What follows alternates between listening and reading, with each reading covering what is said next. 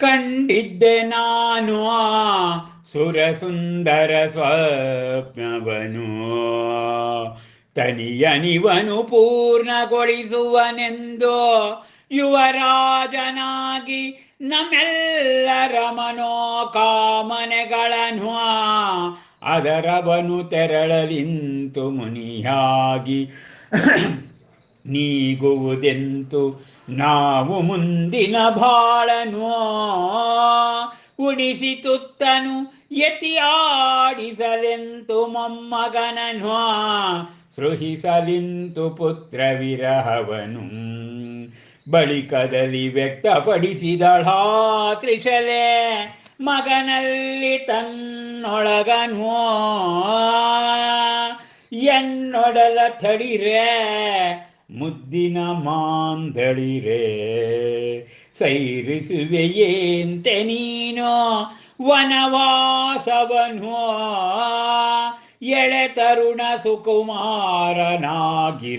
ನೀನು ಅದೆಂತೆ ಅಲೆವೆ ನೀನು ಆ ಕಲ್ಲು ಮುಳ್ಳು ಬರಿತ ಕಠೋರ ನೆಲದಲ್ಲಿ ಬರಿಗಾಲಲಿ, ಅದೆಂತು ಸಾಧನೆಗೈವೆ ಆ ನದಿ ತೀರದಲ್ಲಿ ಚಳಿಗಾಲದಿ ಬರಿಮೈಯಲಿ ಸಹಿಸುವೆಯಂತು ಆ ಉರಿ ಬಿಸಿಲನು ಗ್ರೀಷ್ಮ ಕಾಲದಲ್ಲಿಯೇ, ನೆನೆವೆಯಂತು ಆ ಮುಸುಲಧಾರೆ ಮಳೆಯಲಿ ಮಲಗುವೆಯಂತು ನೀನು ಆ ಶಿಲಾಹಾಸಿಗೆಯಲಿ ಮೃದು ತಲ್ಪದಲ್ಲಿ ಮಲಗುವನು, ಸಹಿಸುವೆಯಂತು ಆ ಕ್ರೂರ ಮೃಗಗಳ ಕಾಟವನು ಘೋರ ಸರ್ಪಗಳ ಪೂತ್ಕಾರವನು, ಅಂತೆ ಆ ಸಿಂಹ ಗರ್ಜನೆಯನು ನಡುಗುಹಿದೆನ್ನ ಹೃದಯವೋ ನೆನೆ ನೆನೆದು ಅದೆಲ್ಲವನು,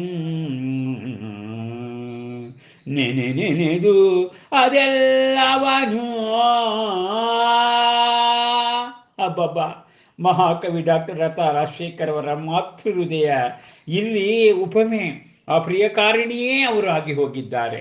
ಮಾತೃ ಹೃದಯದ ಪರಿಭಾವವನ್ನ ಇಲ್ಲಿ ವ್ಯಕ್ತಪಡಿಸ್ತಾ ಇದ್ದಾರಂತೆ. ಹೇಳ್ತಾ ಇದ್ದಾರೆ ಪ್ರಿಯಕಾರಿಣಿ, ಅಬ್ಬಾ ನಾನು ಸುರಸುಂದರವಾದಂಥ, ಸುರ ಅಂದರೆ ದೇವತೆಗಳು ಕಾಣುವ ಸ್ವಪ್ನವನ್ನು ನಾನು ಕಂಡಿದ್ದೆ ಮನುಷ್ಯರಾಗಿ.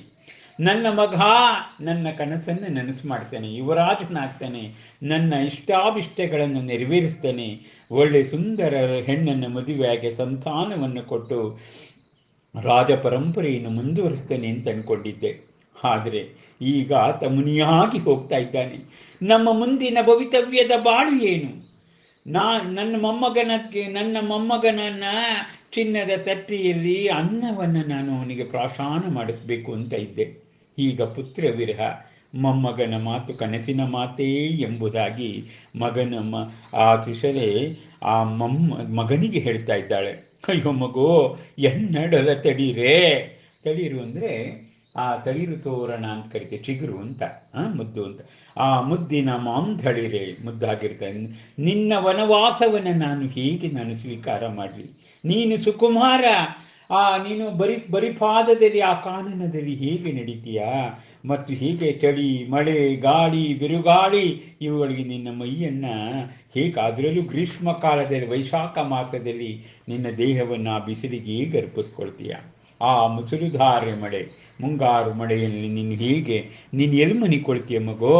ಆ ಶಿಲೆಯ ಹಾಸಿಗೆಯಲ್ಲಿ ಮೃದುತಲ್ಪದಲ್ಲಿ ಮಲಗಬೇಕಾಗಿರ್ತಕ್ಕಂಥ ನೀನು ಆ ಘೋರ ಸರ್ಪಗಳ ಪೂತ್ಕಾರವನ್ನು ನೀನು ಏನು ಮಾಡ್ತೀಯ? ಸಿಂಹಗರ್ಜನೆ ನನಗೆ ನಡುಗೋಗುತ್ತೆ, ನೀನು ಏನು ಮಾಡ್ತೀಯಪ್ಪ ಅಂಥೇಳಿ ಆ ಮಾತೃದೇಹ ಇಲ್ಲಿ ಕರಗ್ತಾ ಇರ್ತಕ್ಕಂಥದ್ದನ್ನು ಬಹಳ ಚಂದದ ರೀತಿಯಲ್ಲಿ ಇಲ್ಲಿ ತಿಳಿಸಿದ್ದಾರೆ. ಅಬ್ಬಬ್ಬಾ, ಮಹಾವೀರ ಮಹಾದರ್ಶನದ ದೀಕ್ಷಾ ಕಲ್ಯಾಣ ಸಂಪುಟದಲ್ಲಿ ಭಕ್ತಿ ರಸ ಕರುಣಾರಸಗಳ ಸಂಗಮವಾಗಿರುವುದನ್ನು ನಾವಿಲ್ಲಿ ಕಾಣಬಹುದು. ನಮಸ್ಕಾರ.